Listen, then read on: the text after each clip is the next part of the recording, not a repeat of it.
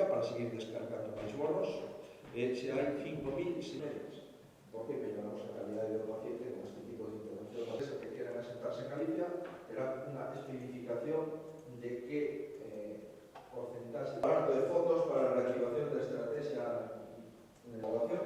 É certo que xa estamos no 90%, cales son as características para poder optar a esos fondos europeos. Esta procesión. Realmente explicamos o contido de alcance dos problemas que afectan os de Feira, que está sufrindo o rural en España en 2012, que considerando as segundas doses de Moderna, iremos implementando o proceso económico da viticultura neste reserva de años.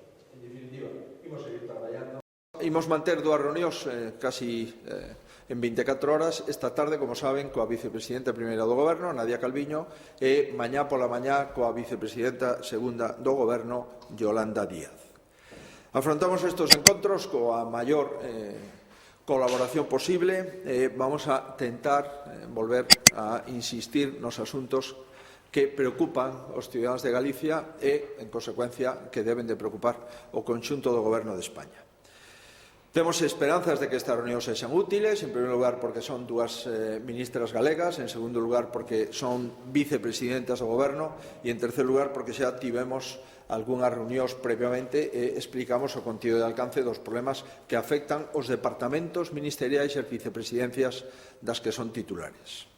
O reparto dos fondos de recuperación, as dificultades atopadas na xestión das axudas últimas que o Goberno de España quere poñer a disposición dos cidadáns, pero que os cidadáns non poden cumplir os requisitos que o Goberno exixe para poder obtelas, a necesidade de habilitar medidas para evitar a exclusión financeira que está sufrindo o rural en España, e nomeadamente o rural galego, e a transformación digital forman parte da axenda que trasladarei á vicepresidenta primeira do Goberno na reunión que vamos a manter a partir das 15:30 da tarde, con posterior rolda de prensa.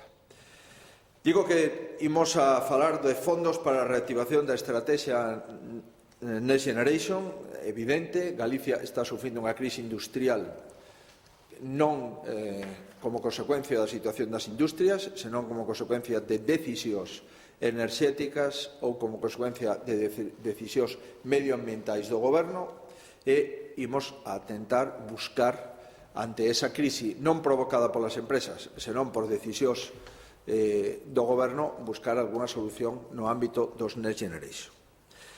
Imos reiterar a necesidade da cogobernanza real. Non podemos acudir ás conferencias de presidentes dicindo que vamos a xestionar de forma conxunta os fondos europeos e despois enterarnos a través dos medios de comunicación ou de decisións gubernamentais unilaterais a que se pode dedicar, cales son os criterios, cales son as características para poder optar a esos fondos europeos.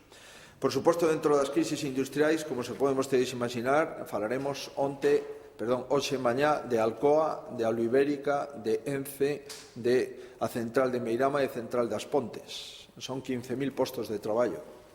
Creo que ben merece a pena unha reflexión coa vicepresidenta primeira e a vicepresidenta segunda. E dentro dos problemas industriais, se hai unha comarca especialmente castigada, ademais da comarca de Pontevedra, é a comarca de Ferrolterra, onde se ubican tres problemas: o peche das Pontes, o peche de Siemens Gamesa e o retraso das fragatas de Navantia. Yeah.